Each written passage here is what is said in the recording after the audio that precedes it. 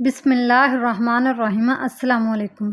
رسول اللہ صلی اللہ علیہ وآلہ وسلم نے فرمایا کہ تم میں سے کوئی شخص جب اپنے اسلام کو عمدہ بنا لے، یعنی نفاق اور ریا سے پاک کر لے، تو ہر کام جو وہ کرتا ہے اس کے عوض 10 سے لے کر 700 گنا تک نیکیاں لکھی جاتی ہیں، اور ہر برا کام جو کرتا ہے تو وہ اتنا ہی لکھا جاتا ہے جتنا کہ اس نے کیا ہے۔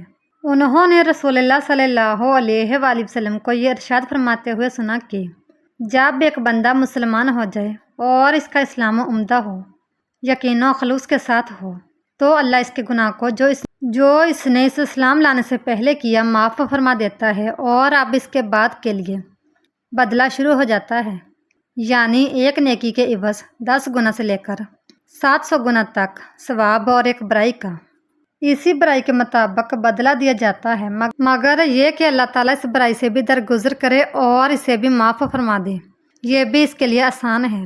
رسول اللہ صلی اللہ علیہ وآلہ وسلم ایک دن ان کے پاس آئے۔ اس وقت ایک عورت میرے پاس بیٹھی تھی۔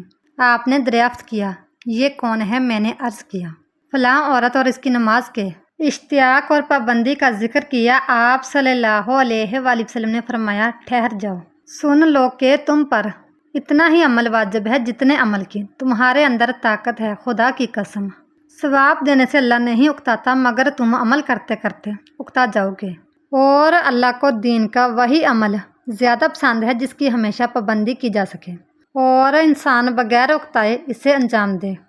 آپ صلی اللہ علیہ وآلہ وسلم نے فرمایا، جس شخص نے لا الہ الا اللہ کہہ لیا اور اس کے دل میں جو برابر بھی ایمان ہے، تو وہ ایک نہ ایک دن دوزخ سے ضرور نکلے گا، اور دوزخ سے وہ شخص بھی ضرور نکلے گا جس نے کلمہ پڑھا اور اس کے دل میں گیہوں کے دانہ برابر خیر ہے، اور دوزخ سے وہ بھی نکلے گا جس نے کلمہ پڑھا اور اس کے دل میں ایک ذرہ برابر بھی خیر ہے۔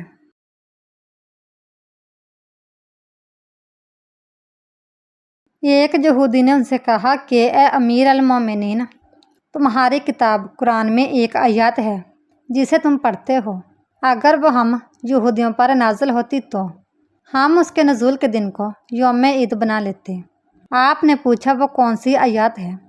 اس نے جواب دیا، سورۃ مائدہ کی یہ آیت کہ آج میں نے تمہارے دین کو مکمل کر دیا اور اپنی نعمت تم پر تمام کر دی، اور تمہارے لیے دین اسلام پسند کیا۔